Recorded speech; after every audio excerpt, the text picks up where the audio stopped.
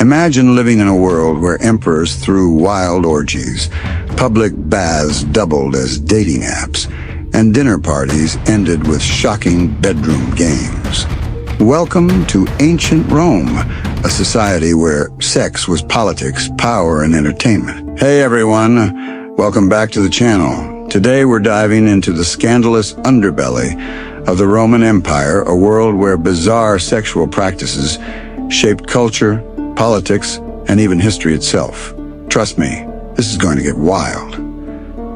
In ancient Rome, the bathhouse wasn't just a place to clean up. It was where gossip, politics, and seduction collided.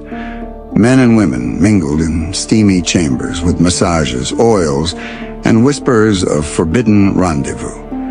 Imagine walking into what looks like a gym, but instead it's buzzing with flirtation and secret deals behind the steam. Roman elites were notorious for throwing lavish banquets where the food was endless, the wine flowed like rivers, and the night usually ended in chaotic orgies. These weren't just for pleasure, they were statements of power. Hosting one meant showing off your wealth and dominance, and some emperors like Nero turned them into shock spectacles where anything was allowed. From public orgies to emperors who rewrote the rules of desire, Rome blurred the line between pleasure and power. What you're about to hear isn't just history. It's a raw glimpse into the private lives of the most powerful civilization on Earth. Imagine statues of a god with a grotesquely oversized phallus decorating gardens and streets. That was Priapus, the Roman fertility god. His imagery wasn't hidden. It was flaunted. Romans believed it brought luck, but it also reflected their unusual comfort with sexual symbolism in public life. Not all Roman sexual practices were consensual. Slaves were often subjected to their master's desires, treated as property without rights. For the Roman elite, controlling someone sexually wasn't just about lust.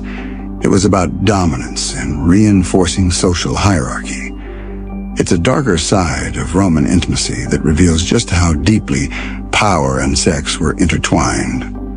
In Roman culture, sex wasn't just about love or intimacy. It was about dominance, status, and control.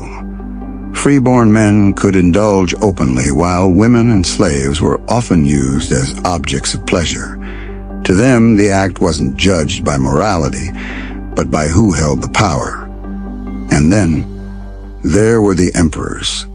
Caligula is infamous for turning the palace into a pleasure house, while Nero's debauchery was so extreme it scandalized even the Romans. From rumored incest to marrying their favorites, both male and female, these rulers blurred every line of morality to remind everyone they were above the rules. The Roman Empire was a world where sex wasn't just behind closed doors.